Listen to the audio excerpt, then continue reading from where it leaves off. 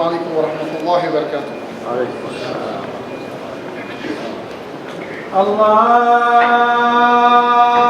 Akbar,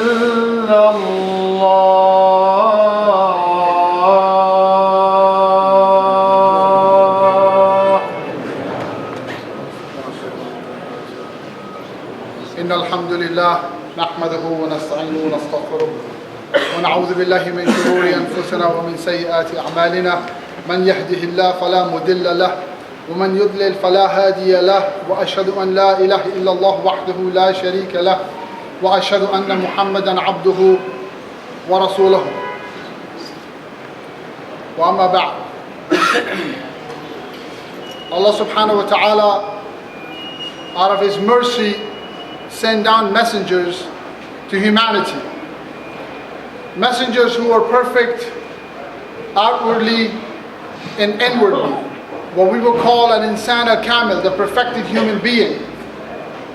All of these messengers within our tradition, the Prophet ﷺ said there were 124,000 prophets and messengers that came to humanity with the message of La ilaha illallah.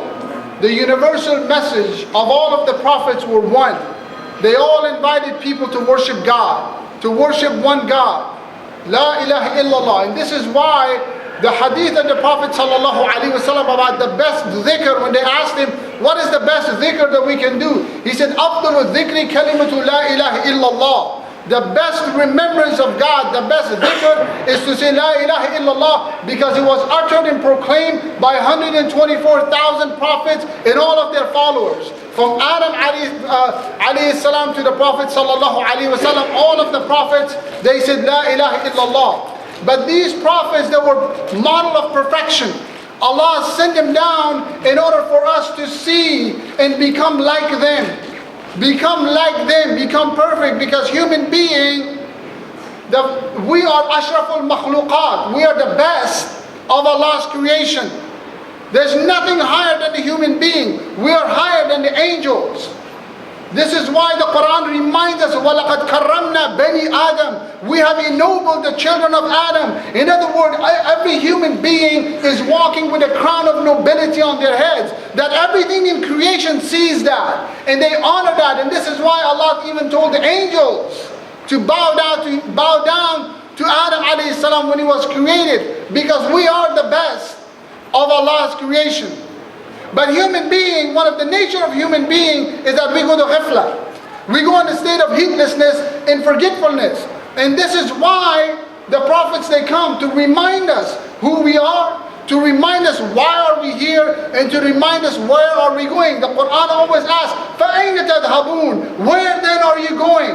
Where do you think you're going from here? Because we came from a place, we are in a place, and we're going to a place. This is called the da'ira, the circle of La ilaha illallah Muhammad Rasulullah. This is the circle of the Tawheed. You came into this existence, and you have to complete the statement that the Quran says, Inna lillahi wa inna ilayhi raji'un. You belong to God, you complete the circle, and you return it back to Him.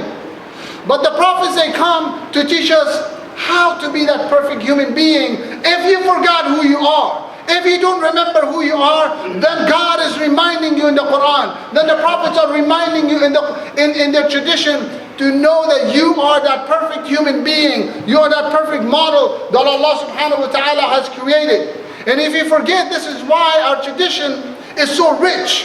If you look at our tradition, many of the ulama and the scholars, they wrote books about this journey of the human being on this planet Earth and how to make this journey as a perfect human being.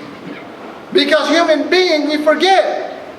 One of the great scholars of the 13th century, Azizuddin Nasafi, wrote a beautiful book called Al-Insan Al-Kamil. And in this book, he talks about 4 virtues that every mu'min, every Muslim should have in order to be on the path of perfection, on the path to become this human being that Allah has created us in that form. Allah has created us in that meaning, because we are formed that we carry meaning. And these 4 things, he said, if you know these and you follow these steps, then you are on the path to perfection, to be that human being that Allah has created you, which is وَلَقَدْ كَرَّمْنَا بَنِي آدَمَ. You are that ennobled human being. The number 1 thing he said, you have to have aqwal, words that are beautiful. Words that are beautiful, that are good, that are virtuous. If you look at our tradition, the Prophet ﷺ said, مَنْ كَانَ يُؤْمِنُ بِاللَّهِ وَالْيَوْمِ الْآخِرِ فَلْيَقُلْ خَيْرًا أَوْ لِيَصْمُتْ. And in one narration, أَوْ لِيَسْكُتْ. Whoever believes in Allah in the last day, they say that which is beautiful and good, or they keep silence, or they don't say anything.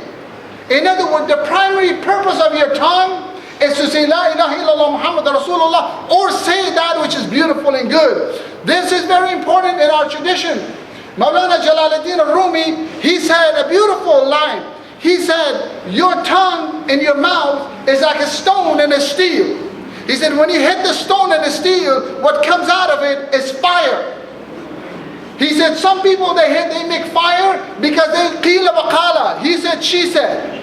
The other ones, they just bluff about life. Who am I and what I do? He said, don't create fire because you're narrating stories of other people, or you're bluffing about yourself. The reason why he said that, because he gives advice in this line at the end of the poem. He said, Zonke Torika so hasu pumbazar, darmione pumbachin boshat sharar. Because, oh my friend, it's dark out there and you're living in a cotton field. How do you start a fire in the middle of a cotton field? Words are like fire. How many relationships have been destroyed because of our tongues? How many marriages have been ended up in divorce because of our tongues? How many children run away from their home because of the tongues? How many houses were destroyed because of the tongue? How many wars have started because of the tongue? Control your tongue. The Prophet ﷺ commanded us to control your tongue. One of the great poets, he said, if a thorn goes into my foot, I can easily remove it. How do I remove a thorn that goes into my heart? And words are like thorns that goes into people's heart. You have to be careful about what you say. And this is why it speaks beautifully. Look at the tradition of our Prophet sallallahu alaihi wasallam. You show me one hadith in all of the hadith book, one hadith that he said a foul word, that he said even incorrect grammatically statement. His speech was beautiful and perfect, even to the people who insulted him. Even to the people who insulted him. The second thing he said, you have to have af'al that are good and virtuous. You have to have actions that are good and virtuous. And actions, they stem from your words. If your words are beautiful, your actions are going to be beautiful. What makes action beautiful? What makes action beautiful? The intention makes it beautiful. This is why, look at the ahadith book. From the smallest book that every student of knowledge start their hadith studies is Arba'in al-Nawawiyya, the 40 hadith of Imam Nawawi. What is the first hadith? Riyadh al-Salihin, what is the first hadith? Sahih al-Bukhari, what is the first hadith? Why? They're all of these ulama. The first hadith they put in the collection of their books is Innama al-a'mal bin-niyat. Your actions are rewarded by your intention. This is a hadith that every Muslim knows. And yet, do we behave by that hadith? Your actions are rewarded by your intention. Make the intention beautiful and good and virtuous, the action will be beautiful. Ibn Abidin, the great Hanafite scholar of Damascus, he says a beautiful thing in his Hashia.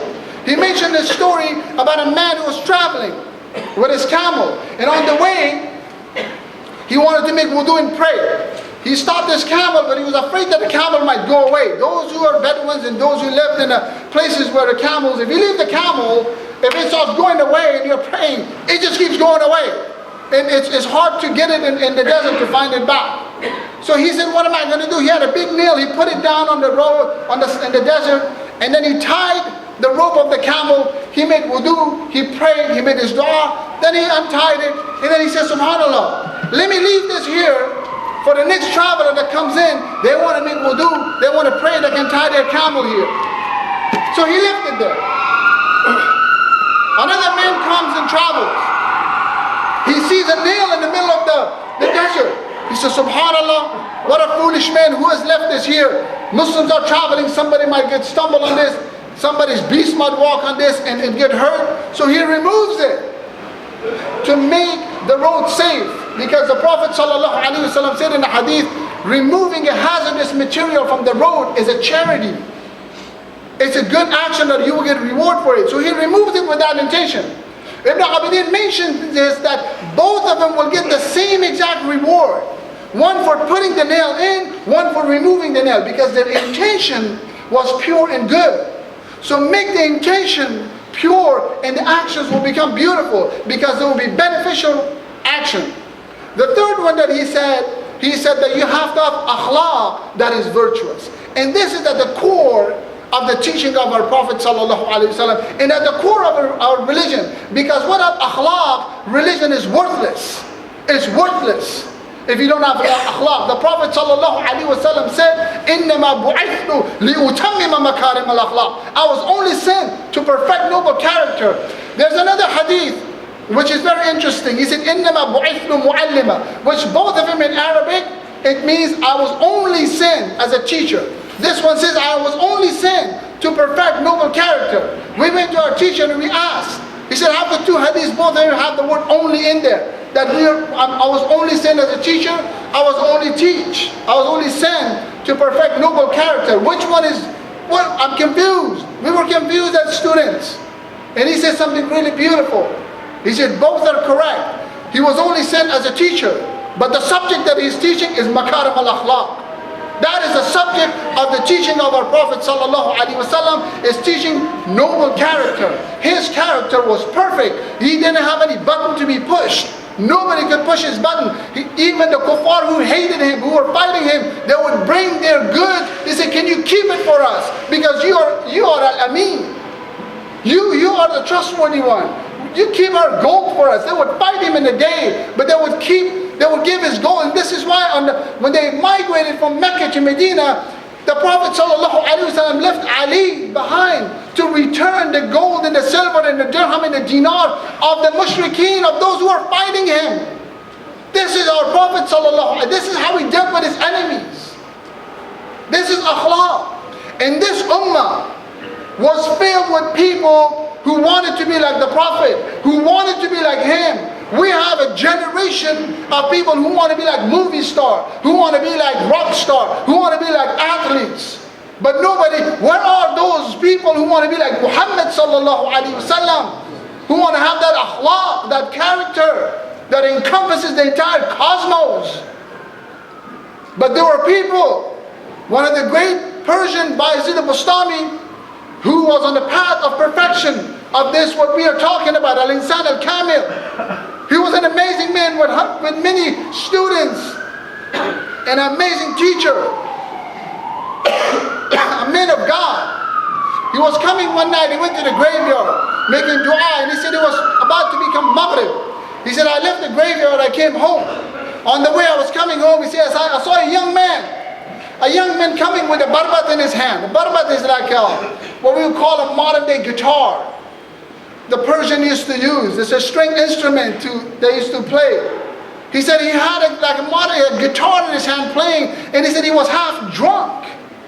The man was drunk and playing a guitar coming. And he said as we were crossing path, he took his guitar and smashed it on my head, breaking his guitar and breaking my head. And he said, what a blessing is the turban. Had I not had my turban on, I would have died. He said he went home. His students saw him with blood all over his face. He said, Ya Shaykh, what happened? Who did this to you? He said, don't worry, relax. They put some wrap around his head and they slept. Early in the morning, after Fajr, he sent one of his students. He said, I want you to go to the marketplace, to the music department of a marketplace, and ask, how much is a barbat? How much is a guitar?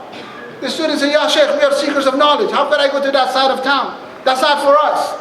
He said, go and ask for the price of it. So he went and he came back and Shaykh started cooking.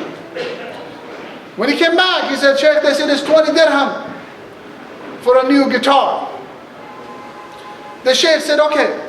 He kept cooking and cooking, and then he took it out of the pot and put it in a tray. And then put 20 dirham in the tray and he gave it to his student. And he said to him, take this to our neighbor, to this young shabab, this young man. Take it to him and tell him, Bayezid Bustami sent this to you, and he apologized.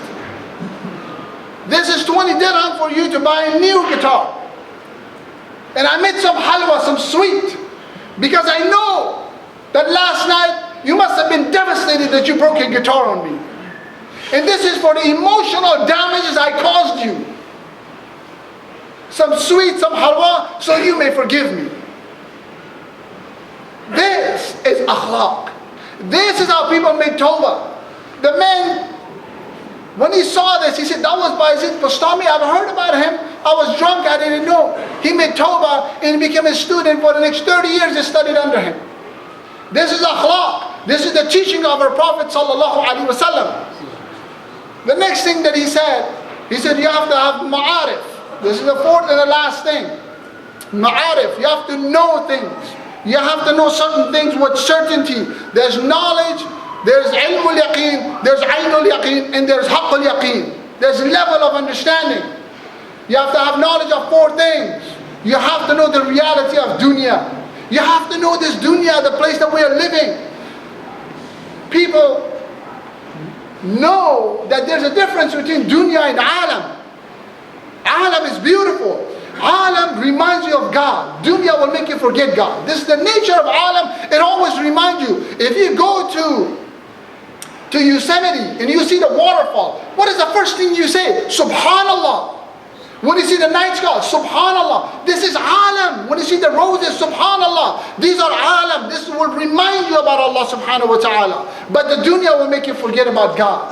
Know the reality of dunya. Ad-dunya mal'una. This is a cursed place. Don't be deluded by the games of the dunya. Wallahi, don't be deluded by the games of the dunya. Imam al-Shafi'i radiyallahu anhu said, rahmatullah alayhi, a great scholar and a poet. He said, Ya man bidunyahu anshaqal wa gharrahu tulul amal al-mawtu yati baghdatan wal qabru sanduqul amal. He said, this dunya will preoccupy you in games You will live forever. You have a long time. Don't worry. Continue doing what you're doing. You have a long time. Your amal is long. But he said, oh my brother, oh my sisters, death will come suddenly without any notification. Death is not going to come and send you a notification. There's no tweet from death coming. There's no Instagram post that's coming from it. You will not get anything on your Facebook wall. It's come suddenly without any notification. And the grave is the box of your deed that you will carry with you to your Lord. That's it. This is the nature of dunya. Know the dunya. This dunya, ad-dunya qantara. The Prophet ﷺ said this dunya is like a bridge.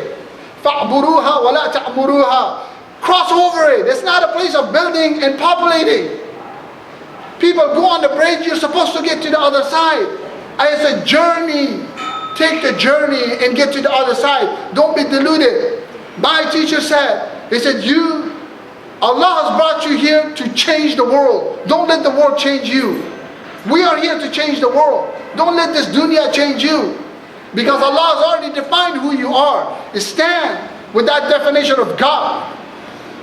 The second thing he said, have the ma'rifah of the hereafter. Because these are opposite. The Arabs say things are known by their opposites. The akhirah is real. One of the cries of the great Gnostic Maulana Rumi is that how is it that we made a real world which is hereafter phony? And we made the phony world real. This dunya for people is real, even though every day we hear the news of people dying and leaving.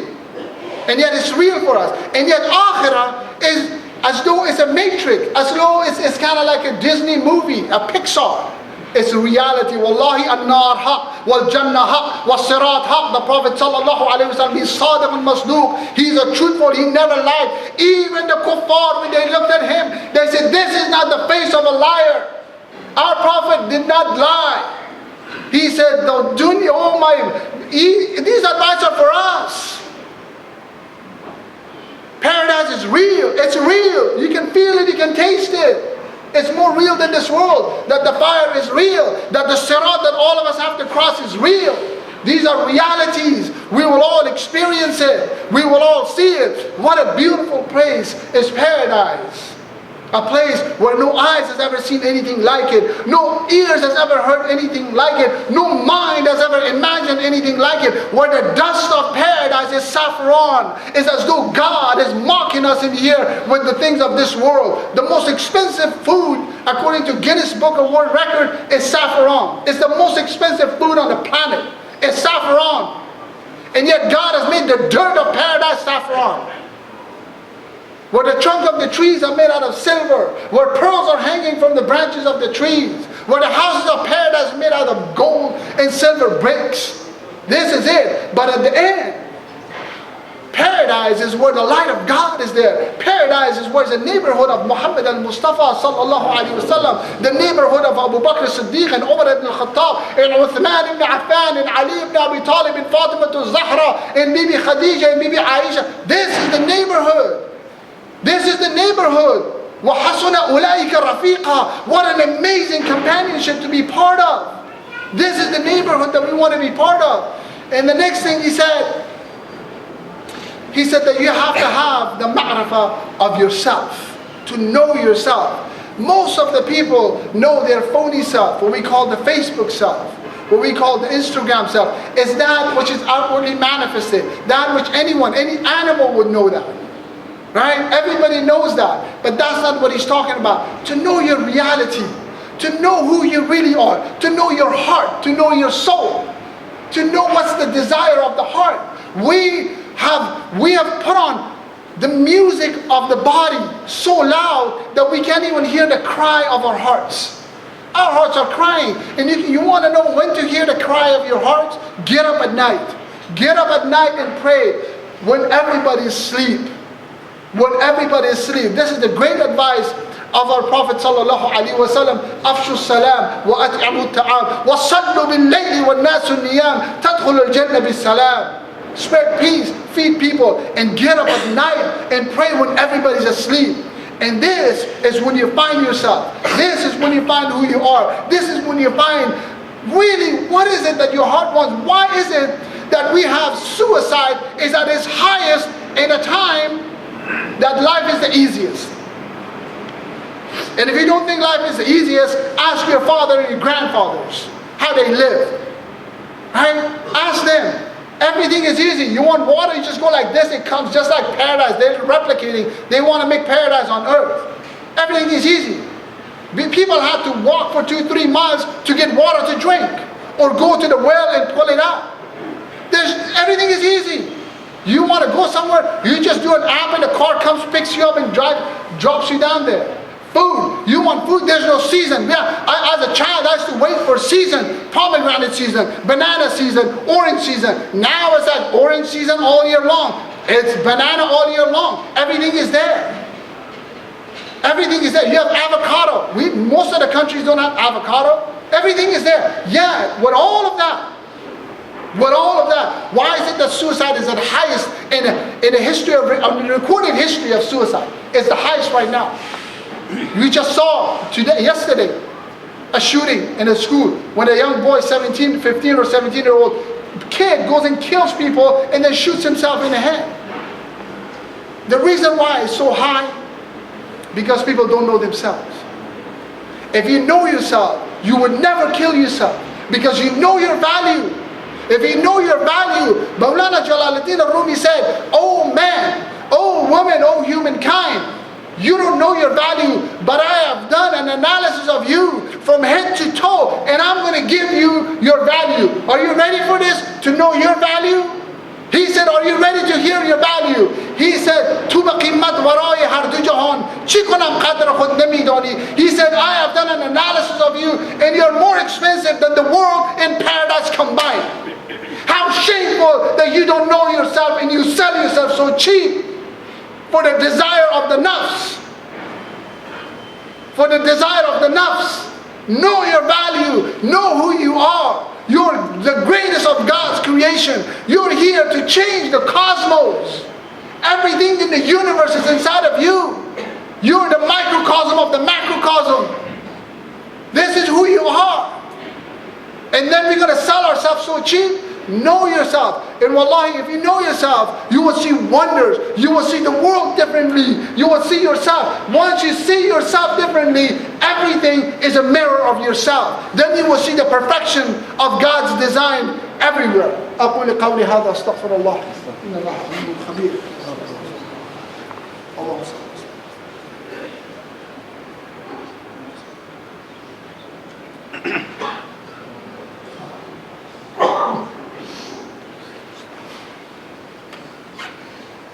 إن الحمد لله نحمده ونستعينه ونستغفره ونعوذ بالله من شرور أنفسنا ومن سيئات أعمالنا من يهده الله فلا مضل له ومن يضلل فلا هادي له وأشهد أن لا إله إلا الله وحده لا شريك له وأشهد أن محمدا عبده ورسوله. The last thing that he said on the ma'arif, on the things to know, is to know Allah subhanahu wa ta'ala. Mu'adh al-Razi said, "Man arafa nafsahu faqad arafa rabbahu." Whoever came to know himself came to know his Lord. You have to know yourself first in order to know Allah subhanahu wa ta'ala. Because you don't have to travel anywhere to know God. There's no place you can go and find God. Nowhere on the planet Earth. He's already inside your heart. You just have to do an inward travel. An inward travel. Once you travel inside into the universe that Allah has put inside of you, it is then that you would see the light of the divine. And once you know who He is, He's al-Wadud. He's a loving God. He's a Tawwab. He's the one who accepts your tawbah. He's the one who's turning to you all the time. He's Ar-Rahman. He's the merciful. He's the one who's sending down rain for you. He's Ar-Rahim. He's Al-Malik. He's Al-Quddus. He's Al-Salam. He's Al-Mu'min, Al-Mu'aymin, Al-Aziz, Al-Jabbar, Al-Mutakabbir. Look at the sifat of Allah subhanahu wa ta'ala. All for you. All for you, to enwrap you. Every need you have, Allah has given you the solution through His 99 names, the attribute of Allah subhanahu wa ta'ala, His sifat. Know Allah subhanahu wa ta'ala. Know that Allah is there for you. He's always there for you. When no one is there, He is there. When society abandoned you, God is there. When your family abandoned you, God is there. When the masjid abandoned you, God is there. When everything abandons you, when your work gives you the pink slip and they kick you out, God is right there with you. It's just, you just have to look at Him. You just have to turn to Him. You just have to turn to Allah. He is constantly At-Tawwab, the one who's constantly turning towards His servant and waiting for you to turn to Him. What a beautiful God. What an amazing God. One of the most beautiful words in all of languages is Tawbah. It's the most beautiful word. It's a word that means hope. It's a word that means turning. It's a word that means beauty. Because once you make Tawbah, you become beautiful. Everything is removed. Everything is cut off. Everything. One of the amazing things about Tawbah, and this is one of the things I dislike about some of the communities where somebody makes Tawbah and they keep reminding them about their past. When Allah says, I deleted that, why do we remember that? If somebody's making Tawbah, whatever they have done, it is not erased. The word erase is not mentioned, because when you erase something, you would still see the traces of it. It says it's cut off. When Allah cuts it off and He doesn't see it, why is it that we see it? This is the beauty of Tawbah, because the person who makes Tawbah and turns to Allah, he's connecting with the light of a Tawwab. And that light annihilates every evil in him. It illuminates his heart. And people, wallahi, sinners to saint with one turn. Sinners to saint with one turn. You turn to Allah subhanahu wa ta'ala. But if you don't turn, people say, how come my life is not changing? Well, one of the poets said, he said, you know, if the beggar doesn't go and knock on the door of the rich person, is it the rich person's fault that's not giving him money? You got to go knock on the door of God. You got to get up and knock. You got to turn to Allah. And when was it that you turned to Allah, He didn't answer your prayer? When was it that you turned to Allah, He didn't answer your prayer? This is our Lord. Know yourself. Know Allah. Know the dunya. Know the akhirah. The reality of these. That Allahumma arini al-haqqa haqqa wa razuqni ittiba'a. Ya Allah, show me the reality, the truth in its true form. One of the things about our time is everything is mumbo jumbo. The truth and falsehood, they're trying to mix it. But when the truth and falsehood is mixed, what suffers is the truth. Rumi says, if you have a creek, the water goes underneath the water, you have mud. He said the water is beautiful and the mud is beautiful. The mud is in its place, the water is in its place. But he said if you mix it, what suffers is the water. It all becomes muddy. Don't let people make your life muddy. Your pure water, stay pure. Stay to fitrah, on the path of fitrah. Allah has created us on fitrah. And know that Allah is there with you wherever you are. Inna Allah ma'ana. Allah is there with you wherever. La tahsan, inna Allah ma'ana. Don't grieve, don't be sad. Allah is with you. إن الحمد لله نحمده ونستعينه ونستغفره ونعوذ بالله من شرور أنفسنا ومن سيئات أعمالنا من يهدي الله فلا مضل له من يضلل فلا هادي له وأشهد أن لا إله إلا الله وحده لا شريك له وأشهد أن محمدا عبده ورسوله أرسله بالهدى بشيرا ونذيرا. قال الله سبحانه وتعالى في القرآن المجيد إن الله وملائكته يصلون على النبي يا أيها الذين آمنوا صلوا عليه وسلموا تسليما. اللهم صل على سيدنا محمد عبدك ورسولك النبي الأمين وعلى آله وصحبه أجمعين برحمتك يا أرحم الراحمين.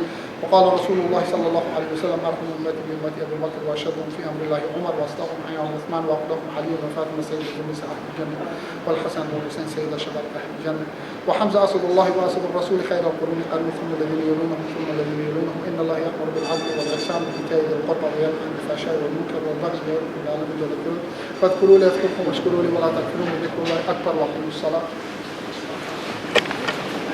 الله أكبر الله أكبر أشهد أن لا إله